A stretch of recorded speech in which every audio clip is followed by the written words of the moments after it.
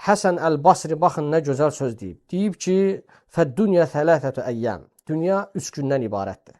Dünənki günə gəldikdə, dünənki gün və onun içində olan hər bir şey, nə ki var idi, dünən olan hadisələr, dünən baş verən bütün hər şey ötüb keçdi. Bir də qayıtmayacaq. Fikir verin, görün necə qiymətli sözdür.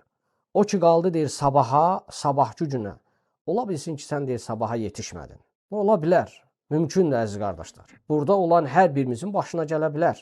Heç bir kimsə öz əcəlini bilmir. Hətta peyğəmbərlər belə öz əcəllərini bilmirdilər. Allahın ən sevimli qulları idi.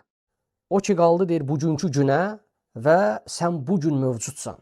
Sən bu gün üçünsən və elə isə deyir sən bu günün içində, daxilində əməl et. Deməli, nə qədər ki sağıq, bu gün bitməyib, sona çatmayıb. Deməli, Həsən Əl-Basrinin sözü nəyi göstərir, nəyə irşad edir bizi? Yəni, bu günün daxilində bizə çalışmağı, əməl etməyi, daha çox, yəni əməlləri artırmağa təşviq edir. Və sonra yenə buyurur başqa bir yerdə, deyir ki, ey Adəm övladı, sən deyir, təxirə salmaqdan deyir, çəkin, gecikdirməkdən, buraxmaqdan, vaxtı, zamanı təxirə salmaqdan deyir, çəkin. Deyir ki, çünki sən bu gün mövcudsan, bu günün içərisindəsən, bu günlə yaşayırsan, sən deyir sabahla mövcud olmaya bilərsən. Yəni sən sabah olmaya bilərsən, sabah üçün deyilsən.